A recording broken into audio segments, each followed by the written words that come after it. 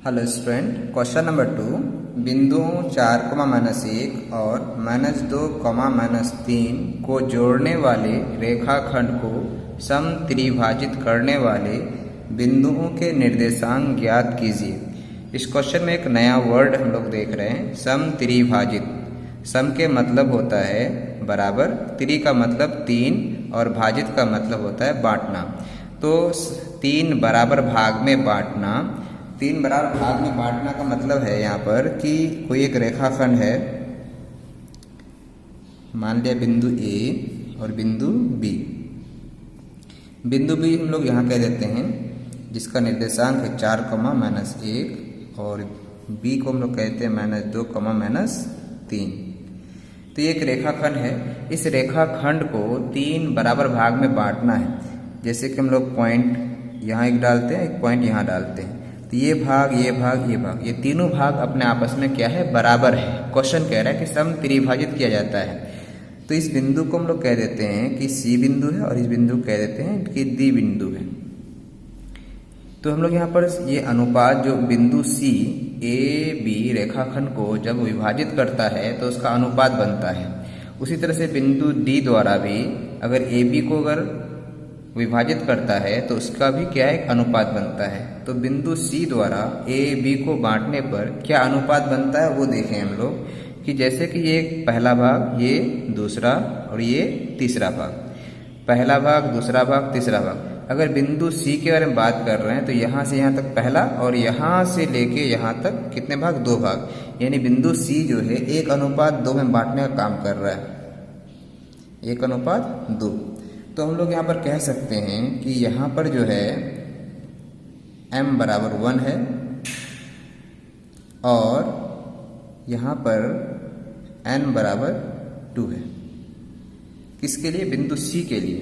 और इसी तरह से हम लोग अगर बिंदु D के बारे में बात करें तो यहाँ और यहाँ देखो, AD के बारे में बात कर रहे हैं तो 1 भाग और 1 भाग, 2 भाग, यानी ये 2:1 में बांटने का काम कर रहा है, क्योंकि ये भाग 1 भाग है और यहाँ से यहाँ तक 2 भाग है। तो 2:1 बिंदु सी क्या कर रहा है, यहाँ से यहाँ तक 1 भाग और इधर है 2 भाग, तो 1:2। और बिंदु डी 2:1। तो हम लोग यहाँ कहेंगे कि m = 2 और यहाँ से यहाँ तक जो है n = 1। ठीक है। तो C के लिए m का वैल्यू 1 है और n का वैल्यू 2 है। बिंदु D के लिए m का वैल्यू 2 और n का वैल्यू 1 है। बात समझ में आ रही है हम लोग को? ठीक है। अब हम लोग क्या कहेंगे कि बिंदु C के लिए निर्देशांक ज्ञात करें। क्वेश्चन कह रहा है बिंदुओं के निर्देशांक ज्ञात करें, समत्रिभाजित करने वाले बिंदुओं का निर्देशांक ज्ञात करें। तो निर्देशांक ज्ञात करेंगे अगर, तो हम लोग क्या करेंगे, विभाजन सूत्र इस्तेमाल करेंगे। तो यहाँ लिखते हैं सूत्र, यानी विभाजन सूत्र।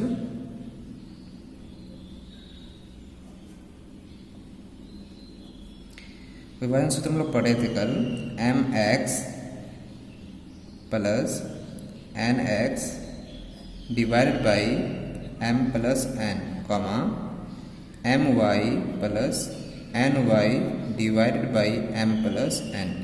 ये विभाजन सूत्र पढ़े थे और हम लोग कहे थे 21। ठीक है, ये है 21। ये x का वैल्यू निकलेगा और ये y का वैल्यू निकलेगा। x के वैल्यू को हम लोग कहते हैं भुज और y के वैल्यू को हम लोग कहते हैं कोटि। तो हम लोग C बिंदु का निर्देशांक जानना चाह रहे हैं, तो लिखेंगे C का निर्देशांक।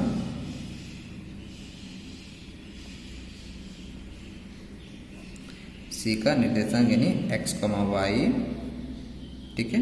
चलो वैल्यू बैठाते हैं हम लोग m। किसके लिए? C के लिए। C के लिए m का मान क्या है, 1 है, इंटू x2 जैसे हम लोग बात करेंगे, पहला पॉइंट और ये दूसरा पॉइंट, पहला x, दूसरा x, पहला y, दूसरा y। तो हम लोगों को x2 चाहिए, तो यानी x2 का वैल्यू हो जाएगा -2।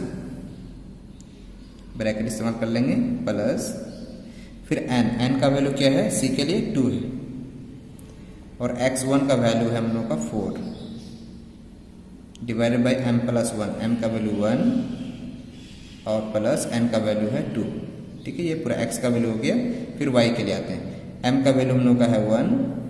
ठीक है, और y2 यानी ये पहला y, ये दूसरा y, यानी y2 ये है, तो y2 का वैल्यू है -3। ठीक है, प्लस यहाँ ब्रैकेट इस्तेमाल क्यों किए हैं, क्योंकि मल्टीप्लाई यानी कि गुना का चिन्ह और ये घटा का चिन्ह डबल एक ही साथ हो रहा था, इसलिए ब्रैकेट का इस्तेमाल करना होता है। डबल साइन जब भी हो ब्रैकेट इस्तेमाल करेंगे। प्लस है प्लस, उसके बाद देखेंगे यहाँ पर n का वैल्यू क्या है, n का वैल्यू 2 है, इंटू y1 का value -1 divide by m plus 1, तो m का वैल्यू 1 प्लस n का वैल्यू 2, मल्टीप्लाई करेंगे तो -2, 4 दूना 8 हो जाएगा, फिर 2 और 1 3, कॉमा इसको मल्टीप्लाई करने -3, फिर प्लस माइनस माइनस 2 1 जा 2 डिवाइड बाई 1 और 2 3, ठीक है, क्योंकि यहाँ पर ब्रैकेट से जब तक नहीं घेरेंगे ये कोऑर्डिनेट समझाया नहीं जाएगा।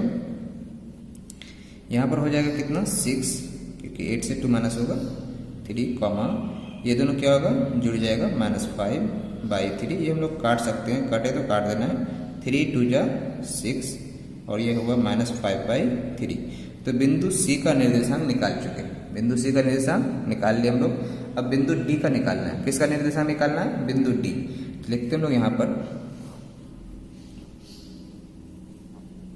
बिंदु D का निर्देशांक,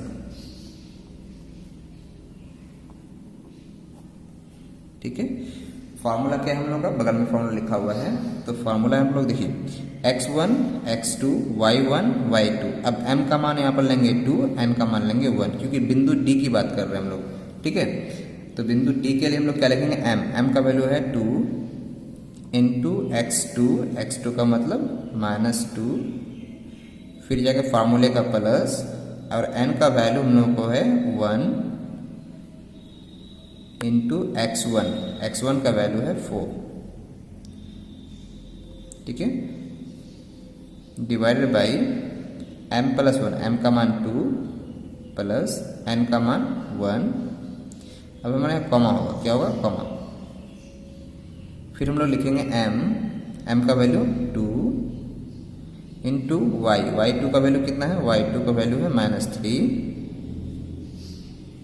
प्लस n का वैल्यू है 1 इंटू y1 का वैल्यू है -1 डिवाइडेड बाई 2 प्लस 1। -2 को जब 2 से गुना करेंगे तो हो जाएगा -4, फिर प्लस 4 को 1 से गुना करेंगे तो हो जाएगा 4 एकम 4, बट्टे में हो जाएगा 2 और 1 3, कॉमा जब इसको इससे माइनस करेंगे तो मल्टीप्लाई करेंगे तो होगा -6 प्लस माइनस 1, फिर 2 और 1 हो जाएगा 3। जब इसको 4 एक माइनस में है और एक 4 क्या है प्लस में, क्या होगा पूरा मिला करके 0/3, कॉमा ये हो जाएगा -7/3, ये पूरा मिलके क्या हो जाएगा 0। किसी भी नंबर को 0 से भाग दिया जाए, किसी भी नंबर से 0 को भाग दिया तो आंसर क्या होगा 0 होगा, 0, -7/3। तो बिंदु D का निर्देशांक ये आ रहा है, ठीक है।